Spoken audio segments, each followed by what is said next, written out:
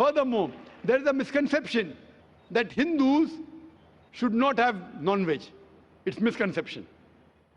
If you read the Hindu scriptures, it's mentioned in Manusmriti, chapter number 5, verse number 30, that Almighty God created some animals to eat and some to be eaten. If you eat the animals that have been created to be eaten, you're not doing a sin.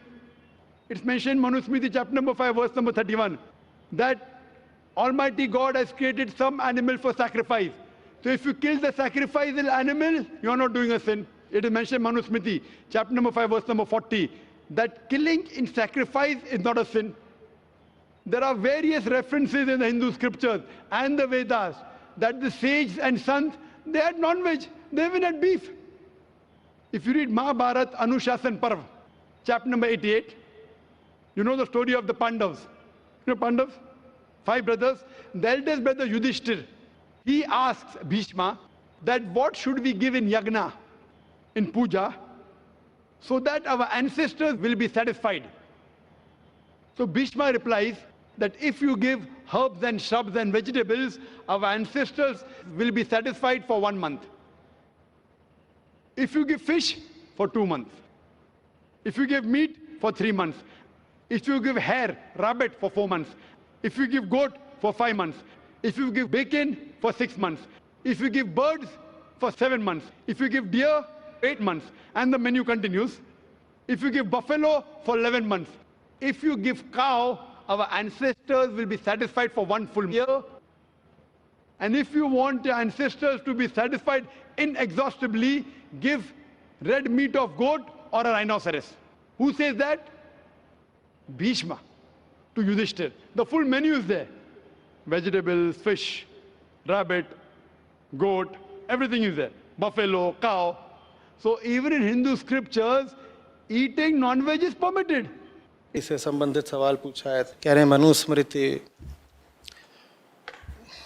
5वां अध्याय और 30वां श्लोक, वो कहता है कि हिंदी में पढ़े देता है, इन्होंने अंग्रेजी में पूछा है कि भक्षण करने योग्य प्राणियों को प्रतिदिन खाने वाला किसी दोष से ग्रस्त नहीं होता, क्योंकि इस लोक में खाने वालों और खाए जाने वालों की रचना ब्रह्मा जी ने ही की है।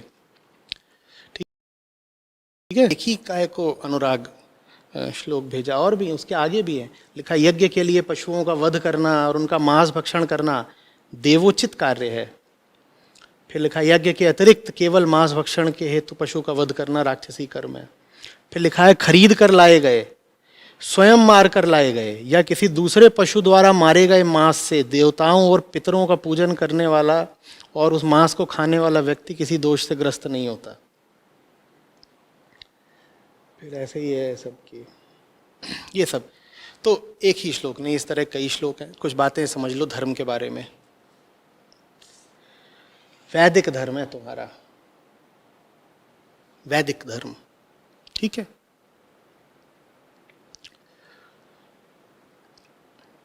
स्मृतियां, पुराण, इतिहास ग्रंथ,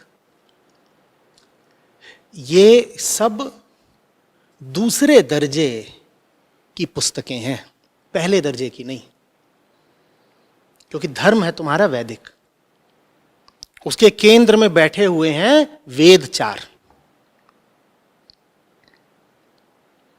और उन वेदों के भी केंद्र पर या उनके शिखर पर कौन बैठा हुआ है? उपनिषद। अच्छे समझ लो। तो आपके पास, आप सनातनी हैं, हिंदू हैं, आपने मनुस्मृति सवाल पूछा है मिश्रा जी, आपके पास बहुत सारे ग्रंथ हो गए हैं अब। क्यों? क्योंकि कुछ नहीं तो कम से कम इतिहास की दृष्टि से देखें तो 5000 वर्ष पुरानी तो धारा है ही आपकी धार्मिक, कम से कम 5000 साल पुरानी। ईसा के 2000 साल इधर ले लो और 3000 साल पीछे ले लो, 5000 साल। अब 5000 साल में बताओ कितनी किताबें लिखी गई होंगी, और वो भी बड़ी विविधता के साथ, क्योंकि किसी तरीके का स्टैंडर्डाइजेशन बड़ा मुश्किल था, संभव नहीं था। रचनाकारों का, ऋषियों का एक समूह है जो उधर हिंदू कुश की पहाड़ियों पर बैठा हुआ है। ठीक है, हिंदू कुश जानते हो ना किधर है? कहाँ है हिंदू कुश? आर्यवर्त में ही आता है सबसे पहले। कहाँ? अफगानिस्तान, पाकिस्तान, वहां है पहाड़ियां। और ऋषियों का ही एक दूसरा समूह है जो वाराणसी के निकट कहीं पर बैठा हुआ है, और दोनों अपने अपने क्षेत्र में अपने अपने काल में रचना कार्य कर रहे हैं। उन्होंने वहां बैठ करके कुछ बनाया, इन्होंने यहां बैठकर कुछ बनाया, और यह काम 5000 सालों तक चला है। आपको क्या लग रहा है जितने आपकी किताबें हैं, ग्रंथ हैं, ये सब एकदम प्राचीन पुरातन है? नहीं साहब, इनमें से कुछ तो ऐसे हैं जो अभी बस 500 साल या 1000 साल या 1200 साल पुराने भी हैं, और कुछ हैं जो 4500 साल पुराने हैं। इतिहासविदों की दृष्टि से पूछें तो ऋग्वेद सबसे पुराना है, और ऋग्वेद 4000 5000 साल पुराना भी हो सकता है। आप अगर धार्मिक लोगों के पास जाएंगे तो वो तो कह देंगे कि ऋग्वेद 1 लाख साल पुराना है। कोई कह देगा कि समय में गिनती ही नहीं हो सकती, वो तो जिस दिन समय शुरू हुआ था उसी दिन ब्रह्मा जी ने ऋग्वेद का उच्चारण कर। वो सब बात नहीं कर रहा हूं मैं सीधी सीधी ऐतिहासिक तथ्यपरक फैक्चुअल बात कर रहा हूं। तो आपका ही एक ग्रंथ है जो 450 साल पुराना है, और एक ग्रंथ है जो मुश्किल से हठ योग प्रदीपिका है, वो अभी 1000 साल पुरानी भी नहीं है। आपका ही एक ग्रंथ है जो अभी एकदम नया नया है, 500-1000 साल। तो इनमें बहुत अंतर हैं। सबको एक बराबर मत मान लिया करो, ये अलग अलग स्तर के हैं भाई। और स्तरों में सबसे ऊंचा किसका है वो समझो मिश्रा जी। सबसे ऊंचा स्तर है वेदों का। इतना तो जानते ही होगे ना कि हिंदुओं के शीर्ष ग्रंथ वेद कहलाते हैं, और वेदों ने ही स्वयं कह दिया कि वेदों में भी सबसे ऊंचा स्थान है वेदांत का। इसीलिए उसे वेदांत बोलते हैं कि वेद भी जहां जाके रुक जाते हैं। अंत का मतलब होता है सबसे ऊंची जगह, आखिरी जगह, शिखर, शीर्ष। तो इतने स्तर की जब किताबें हों तो जो बात वेदांत कह रहा है सिर्फ उसको प्रामाणिक मानो। खासतौर पर वहां पर जहां वेदांत की कही हुई बात में और किसी स्मृति की कही हुई बात में या किसी इतिहास ग्रंथ की कही हुई बात में या किसी पुराण वगैरह में जहां आपको कोई भेद या कॉन्ट्रडिक्शन दिखाई दे, तुरंत आपको वरीयता, श्रेष्ठता किसको देनी है? उपनिषद को देनी है। पुराण 100 तरह की बातें बोलते हैं, किस्से कहानियां। उनकी कोई बात जैसे ही उपनिषदों की माने वेदांत की किसी बात से जैसे ही आपको टकराती हुई, कन्फ्लिक्टिंग प्रतीत हो, विरोध में प्रतीत हो, तुरंत किस बात को खारिज कर देना है, डिसमिस कर देना है? वो जो पौराणिक बात है उसको तुरंत छोड़ दीजिए। इसी तरीके से मनुस्मृति हो या और भी बहुत स्मृतियां हैं, इनकी बहुत सारी बातें हैं जो वेदांत से मेल नहीं खाती। जहां आपको स्मृतियों में और उपनिषदों में कोई असंगति दिखाई दे, वहां आपको तुरंत किसकी बात माननी है? उपनिषदों की बात माननी है, और किसकी बात खारिज कर देनी है, नकार देनी है बिल्कुल? ये स्मृति वगैरह की बात आपको तुरंत छोड़ देनी है, क्योंकि इतनी सारी किताबें हैं, किसकी किसकी बात मानते रहेंगे? कोई एक केंद्रीय ग्रंथ भी तो होना चाहिए ना। तो पहली बात तो यह समझिए कि ग्रंथों के अलग अलग स्तर हैं। निचले स्तर के ग्रंथों में चिपक के उलझ के मत रह जाइए। मनुष्य की चेतना ने जो ऊंचे से ऊंचे ग्रंथ पैदा किए हैं उनका नाम उपनिषद है। अगर आप अपने आप को हिंदू या सनातनी बोलते हैं तो आपके केंद्रीय ग्रंथ उपनिषद को अगर समझना है तो ऊपर वाले ग्रंथ की रोशनी में समझना होगा। पुराणों में बहुत कहानियां हैं, पर वो तुम्हें समझ में तभी आएंगी जब तुमने पहले उपनिषद समझ लिए हो।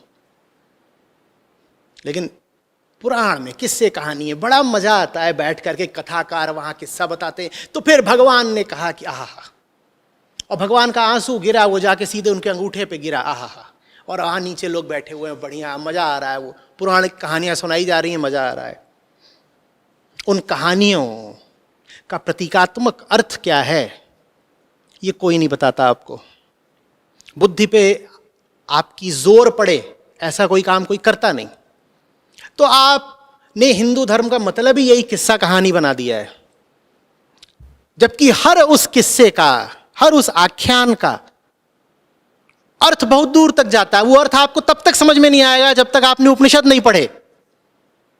ये दूसरा सिद्धांत। पहला सिद्धांत क्या था कि निचले स्तर के ग्रंथों और ऊपरी स्तर के ग्रंथों में जहां भी कन्फ्लिक्ट देखो तो नीचे वाली बात को हटा देना, क्योंकि नीचे वाली बात, हमने कहा 5000 साल पुराना आपका प्रवाह है, इतनी सारी बातें बोली गई, किन किन बातों को मान्यता देते रहेंगे। और बहुत प्राकृतिक सी बात, हमें वेदों में भी शीर्ष पर किसको रखना है? कर्मकांड को नहीं, मीमांसा को नहीं, उपनिषद को, वेदांत को। तो वेदों को अगर प्रज्ञानम ब्रह्म, ब्रह्म प्रज्ञान का ही दूसरा नाम है, तो मुझे बताओ तुम जिस धर्म का पालन कर रहे हो मिश्रा जी, उसमें प्रज्ञान कहाँ है? प्रज्ञान मतलब ज्ञान की वो गहराई जहां जाके ज्ञान भी विलुप्त होने लग जाता है। जब वहां जाते हो तुम, तब तुम अपने आप को धार्मिक कह सकते हो। मिश्रा जी, आप अपने आप को ब्राह्मण बोलते होंगे। ब्राह्मण वो नहीं है जो ब्रह्मा की बातें करने आ जाएगी, ब्रह्मा ने गाय भी बनाई, ब्रह्मा ने शेर भी बनाया। ब्रह्म और ब्रह्मा में बहुत अंतर है। ब्राह्मण का संबंध ब्रह्मा से कम और ब्रह्म से ज्यादा होना चाहिए। पर यह बात भी हमारे देश में अब कितने लोगों को समझ आनी है। मैं बोल तो रहा हूं, पर ब्रह्मा और ब्रह्म में जमीन आसमान का फर्क है। बहुत कम लोगों को बात समझ में आनी है। और चूंकि समझ में नहीं आनी, इसीलिए धार्मिक तौर पर भारत की इतनी दुर्दशा हुई, इतनी गुलामी झेलनी पड़ी। आज भी तमाम तरह की कमजोरियां हमारे समाज में हैं। उसका कारण यही है, हमारे धर्म में बहुत विकृतियां, विकार आ गए हैं। बड़ा अजीब सा मिश्रित सा धर्म हो गया है, एक भ्रष्ट सा धर्म हो गया है, और उसकी सफाई करने वाला कोई नहीं है। बहुत ज़रूरत है वेदांत की ओर जाने की आज। नहीं तो बड़े दर्द के साथ देख रहा हूं मैं कि ये सनातन धर्म विलुप्ति की ओर बढ़ जाएगा। कहने को सनातन है, विलुप्त हो जाना है। क्योंकि आज का जो हिंदू है वो नाम मात्र का हिंदू है। वो हिंदू कौन सा जिसने उपनिषद नहीं पढ़े?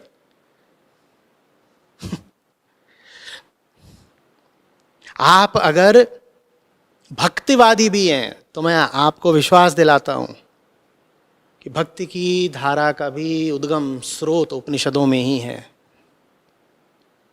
आप तो भक्ति भी नहीं कर पाएंगे बिना उपनिषदों को जाने।